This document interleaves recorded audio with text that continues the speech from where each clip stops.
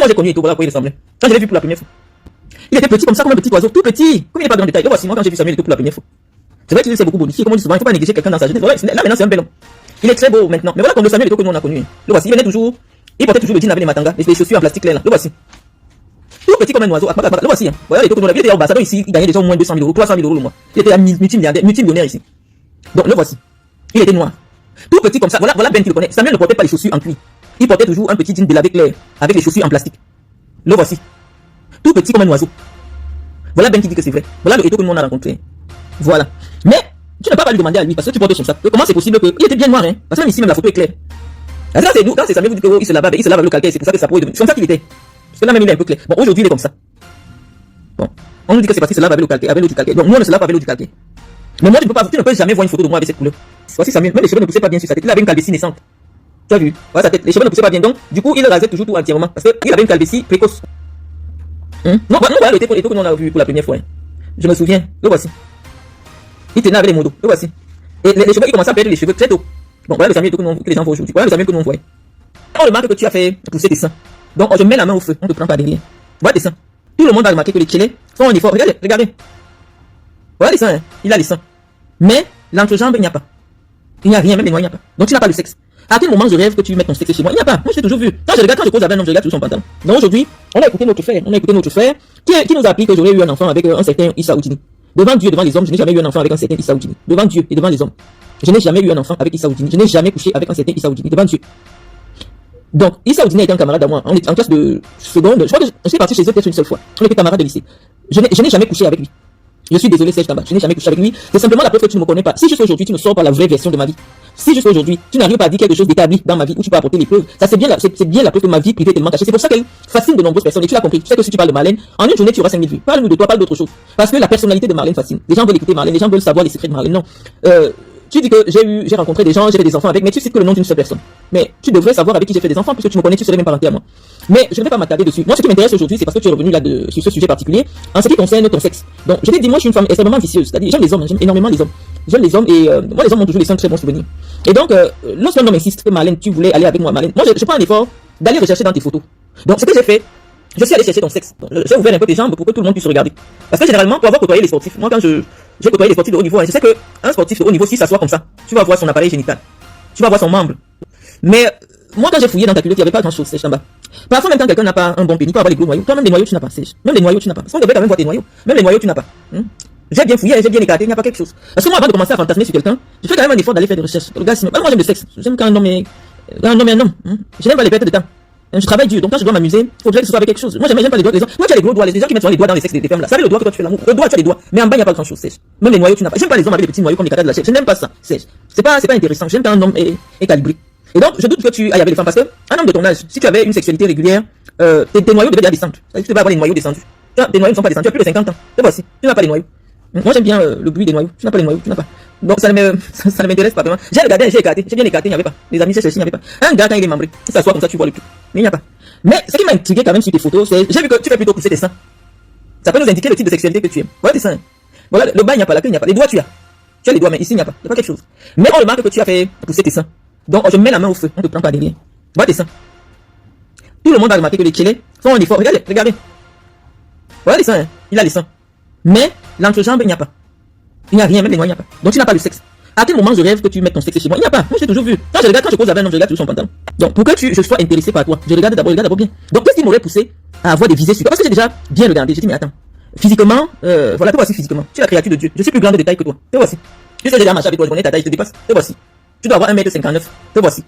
Et quand tu te courbes encore, tu descends à 1m40. Te voici. Te voici, hein. Voilà. Donc, moi, je cherche moi, j'ai bien eu le temps de t'observer.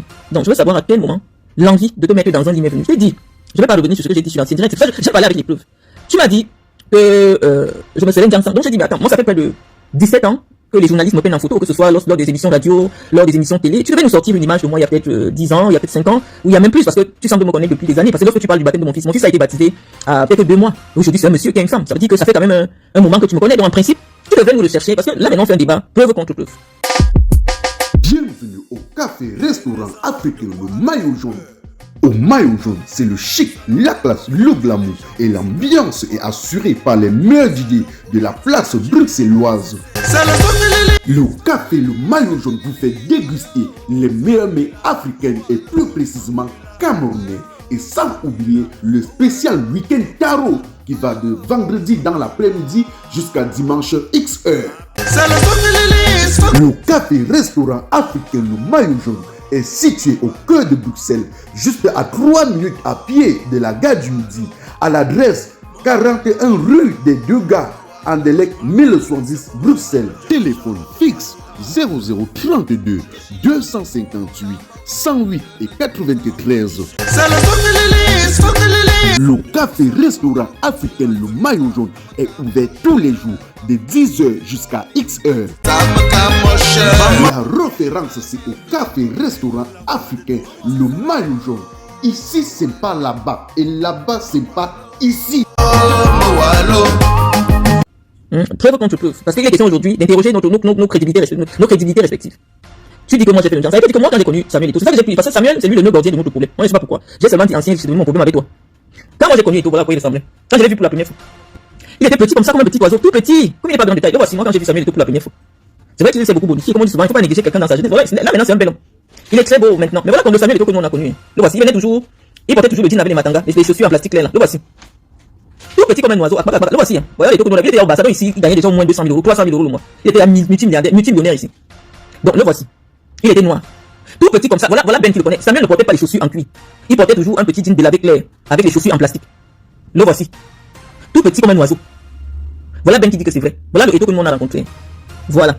Mais tu ne peux pas lui demander à lui parce que tu portes son sac. Comment c'est possible que il était bien noir hein? Parce que même ici même la photo est claire. Ça c'est nous. Quand c'est Samuel vous dit que il se lave le calcaire, c'est pour ça que sa peau est devenue. C'est comme ça qu'il était. Parce que là même il est un peu clair. Bon aujourd'hui il est comme ça. Bon. On nous dit que c'est parce qu'il se lave avec le calcaire, avec l'eau du calcaire. Donc nous on ne se lave pas avec l'eau du calcaire. Mais moi tu ne peux jamais voir une photo de moi avec cette couleur. Tu ne peux jamais voir une photo de moi avec cette couleur. Donc, lorsque tu fais un débat sur le Njangsang, tu dis que tu n'aimes pas les gens qui font le Njangsang. Le Njangsang veut dire quoi? Le Njangsang, est-ce que c'est parce que quelqu'un était noir avant il est devenu clair? Ou le Njangsang c'est parce qu'une femme prend soin d'elle? Moi je comprends pas. C'est pour ça que j'ai mis une vidéo de moi entièrement parce que tu disais que quelqu'un qui ne montre pas son visage. Voilà les gens qui connaissent Samuel. Samuel était comme un petit oiseau comme ça. Je sais pas si la tête a pris les hormones. Il était petit comme ça. Comment tout sec, petit, sec. Tout petit, sec comme ça là. Noir.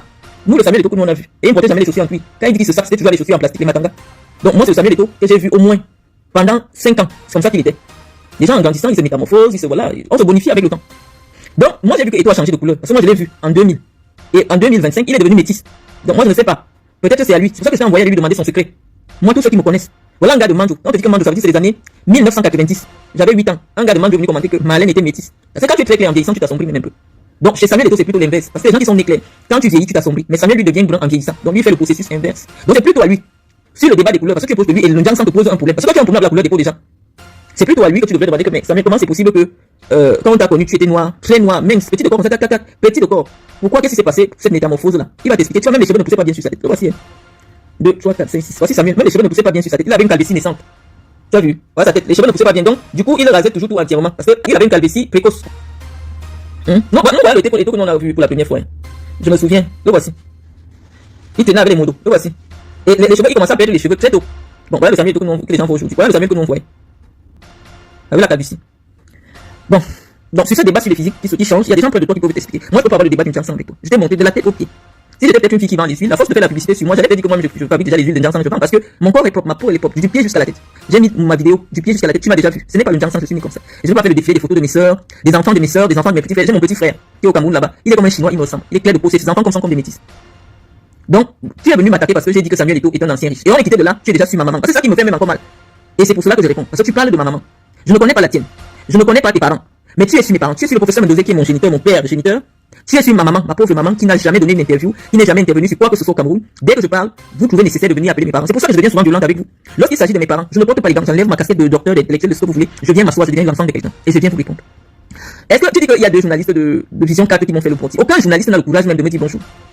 Ernest Obama portait mon sac, c'est-à-dire un petit frère. Quand je vais quelque part, c'est lui qui porte mon sac. Tous les journalistes savent quand je me déplaçais. Quand j'avais un événement, la personne à qui je remettais l'argent pour payer les journalistes, c'est Ernest Obama. Et Bonga suivait Ernest Obama. Bonga, il est à la FECAFOOT aujourd'hui.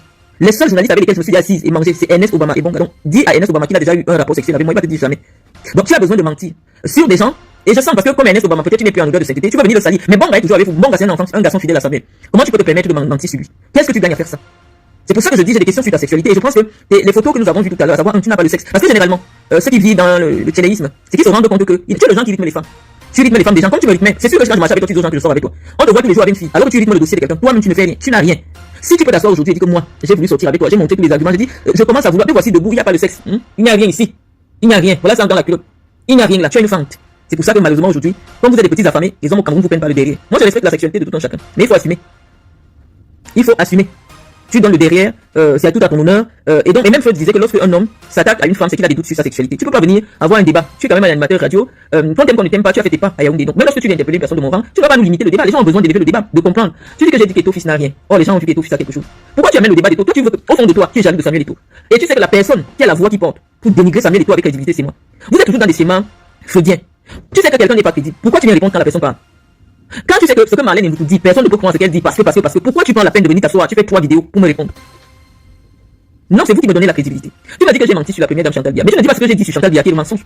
Il y a des gens qui me suivent ici sur ma page. À aucun moment je n'ai annoncé la mort de Paul Biya. Je ne sais pas pourquoi vous voulez me coller cela. Le seul direct que j'ai fait, c'était pour interpeller les gens de la base. Pour leur dire, ce n'est pas normal d'annoncer de telles nouvelles pour un pays. Et je leur ai dit dans mon direct, c'est encore sur ma page. Tout ce que vous attendez au Cameroun là, est-ce que vous savez ce que c'est que le décès d'un président en fonction? Mes amis fidèles qui sont ici le savent. Mais pas vous mentir, vous êtes parti à tout dire à Chantal Biya que j'aurais prétexté que son époux est mort. Parce que vous savez que elle me déteste. Et donc, c'est celui qui ramènera la nouvelle la plus atroce. À quel moment j'ai annoncé le décès de Paul Biya? À quel moment? En ce qui concerne la transaction d'argent avec Batamak. Salut les amis, aujourd'hui on dit stop aux tracasseries pour envoyer de l'argent à nos proches en Afrique. Il suffit juste de télécharger l'application TapTapSend. Et lorsque vous téléchargez l'application TapTapSend, lors de votre premier envoi, utilisez mon code promo NOSABI. NOSABI, N-O-S-A-B-Y, tout en majuscule. Et lorsque vous utilisez mon code promo, vous bénéficiez de 5 € si vous résidez du côté de l'Europe. Et si vous résidez du côté des États-Unis ou du Canada, vous allez bénéficier de 10 $. Avec TapTapSend, même étant couché sur ton lit ou dans ton lieu de service, n'importe où, il suffit juste de sortir ton téléphone en 2 minutes seulement. Tu as déjà envoyé l'argent à tes gens en Afrique. Et tous les envois coûtent 2 € seulement. Tu es un journaliste. C'est oui, je ne vais pas t'enlever. Parce que moi, je t'ai vu présenter à la radio. Je t'ai vu faire. Donc pour moi, un journaliste, c'est quelqu'un qui vit de ce métier-là. Même si tu n'es pas formé, tu es un journaliste. Lorsque tu peux venir aujourd'hui sur des ondes, dis que moi, j'aurais demandé pardon à Batamak, que moi, je n'ai jamais donné l'argent à Batamak. Oh, tu sais très bien que j'ai fait interpeller tous ceux qui avaient reçu mon argent à l'Afrique. Que nous sommes allés rencontrer le colonel Bankui, il vit encore. C'est le colonel Bankui qui suivait cette affaire. Le colonel a dit à tous les gens que j'ai fait arrêter, remettez l'argent de Marlène, sinon vous ne sortez pas d'ici. Même les Cédou Mbombo ont été convoqués au CED. Les journalistes étaient présents. Le gars de Batamak a signé la décharge. Le président de la Ligue régionale du littoral. Il a signé la décharge, il a déposé mes 2 millions chez le colonel Bankui. Batamak a dit, il a bien, en plus il a été entendu, la note de la gendarmerie a circulé sur les réseaux sociaux. Le président de la Ligue régionale du littoral a bien expliqué que moi je ne connaissais pas la transaction entre Marlène et Batamak. Batamak m'a appelé. Il m'a envoyé chercher 2 millions chez Marlène, chez son père, ou là où elle habitait en Coléton. Quand Batamak m'a téléphoné, j'étais avec ma sécurité. J'étais avec les Hassan Benoît, ils sont toujours vivants. Le monsieur, son gars qui était président de la Ligue, je ne vais pas citer son nom parce que bon voilà, je sais même pas s'il est encore dans le football, mais il a fait une décharge en gendarmerie. Batamak a fait une décharge. Ils ont remis, parce que j'avais remis 2 millions à chacun. Il a pris 2 millions, il a donné, contre décharge, on les a libérés. Tous ceux qui avaient pris l'argent ont déposé l'argent. C'est le colonel Bankui. C'est le colonel Bankui qui les avait tous arrêtés. Donc je n'affabule pas. Le colonel Bankui est vivant. C'est Bankui qui les avait arrêtés. Tous les gens de l'Afrique qui avaient pris mon argent, c'est Bankui qui les avait arrêtés. Landry qui assurait ma sécurité. Je crois qu'il doit être lieutenant aujourd'hui ou il doit être capitaine. Le gros Landry, tout le monde le connaît. Lorsqu'on regarde les vidéos de la bagarre à l'Afrique Foot, c'est Landry qui me tient. Je vais même encore chercher ça là. Landry est témoin. Mon argent a été restitué devant le colonel Bankui. Donc moi je ne sais pas pourquoi tu viens dire que j'aurais dit que non. Non. Ce qui m'a fait cravater Batamak. Batamak est venu chez moi dans la nuit. Je raconte toujours l'affaire. C'est-à-dire que les procès-verbaux de gendarmerie sont là. Moi j'étais chez moi, j'avais déjà signé un accord avec Iya Mohamed. Il est en prison. Il était question, j'étais avec le colonel Ango. Malheureusement j'ai appris dernièrement qu'il est décédé, je n'étais même pas au courant. C'est le colonel Ango qui marchait avec moi. Puisque Alim Konaté et Iya Mohamed étaient au Hilton, ils m'ont fait venir. Ils m'ont dit viens avec tes gens. Et je crois que, comment on appelle le gars Bafia là, le frère de Tombi là. Oh là là. Parce que c'était lui qui était en charge du service juridique à l'Afrique Foot. C'est lui qui a rédigé l'accord entre Iya Mohamed et moi. Dans la veille des élections. Iya Mohamed et Wilton, il me fait venir, il est avec Alim Konaté. J'arrive aussi avec ma personne, parce que j'avais mon groupe. Et dans mon groupe, j'étais avec le colonel Ango Jean-Claude. Il me propose un accord que je devais signer, que je prenais l'engagement de me retirer de la course et je devais occuper le poste de vice-président de l'Afrique Foot. Je signe l'accord avec Iya Mohamed. Cédou Mbombo me convoque dans ses bureaux qui sont en centre-ville là-bas. Pourquoi on s'arrange sur les modalités, les noms de mes gens que je vais amener dans le groupe, au comité exécutif. J'ai tout donné, c'est comme ça que j'amène mes co-Céline dans les 9 que j'amène au comité exécutif, à l'Assemblée générale. Et donc, malheureusement, Iya Mohamed est arrêté le 13 juin. Malheureusement, le Iya Mohamed est arrêté. Et donc, Batama vient me voir chez moi. Parce que moi, je ne marchais pas sans ma sécurité. Les agents de sécurité sont là, ils sont témoins, je peux les citer. Batama vient me dire, nous avons décidé Nous, le camp IA Mohamed, tu sais qu'on était déjà ensemble. De te mettre devant, tu seras notre président. Et on va faire une liste ensemble, mais toi, tu seras la présidente. J'étais avec Hassan Benoît. J'étais avec Serge Guiffé. Nous étions au domicile, parce que j'habitais le domicile du professeur Mendoza. J'habitais la même maison avec le professeur Mendoza. Il est venu, j'ai dit, ok, il n'y a pas de problème. Et il me dit, tu sais qu'en ce moment, l'État a fait bloquer les comptes de la FECAFOOT. Parce que l'État mettait la pression de ce qu'il n'y ait pas une élection à la FECAFOOT. Il me dit, est-ce Malène, tous les gens du comité de l'Assemblée Générale sont là. Est-ce que tu peux t'occuper des gars parce que l'État a bloqué les comptes? Moi, j'étais liquide. Ça, tout le monde le sait à la FECAFOOT. Il n'y a pas une seule personne à la FECAFOOT qui n'a pas encore mangé mon argent. J'avais les liesses d'argent, j'étais liquide. C'est comme ça que je dis, il n'y a pas de problème. C'est comme ce qu'il me prend. Je suis avec Hassan Benoît, on fait le tour des QG. La délégation de la Ligue régionale de l'Ouest qui logeait à côté, dans un hôtel à côté de l'hôtel de police, l'école de police, me reçoit pour mon discours et je viens leur laisser leur argent. Il était peut-être 19h. Donc toutes les ligues régionales ont reçu mon argent. Je n'étais pas seul, parce que c'est eux qui sont venus me chercher. J'avais déjà signé un accord avec IA Mohamed. Donc je n'étais plus en course. Mais quand IA est sorti de l'élection, les gars disent que John Begininde ne peut pas être président de la FECAFOOT. Mieux on met Malène et nous tous on se met derrière. Et ils me disent, étant donné que les comptes de la FECAFOOT ont été gelés, est-ce que je peux me charger? Parce que nous ne nous cachons pas. Les gens qui travaillent dans le football, c'est des mafieux. Donc c'est pour ça que moi je parle des choses de la mafia ouvertement. Je m'en fous parce que tous ceux qui sont à la FECAFOOT, c'est des bandits. La FECAFOOT, c'est pas une histoire des sangs. La FECAFOOT, c'est tous les bandits. Ils m'ont expliqué que actuellement là, il faut sortir l'argent pour désintéresser tout le monde. Je te dis en bas, j'ai posé 200 millions sur la table. Chaque personne avait 2 millions. Peut-être cette année, l'année des élections de la FECAFOOT de Samuel Eto'o, peut-être chaque région avait peut-être 10 millions, 15 millions. C'est des gens qui ont des clubs.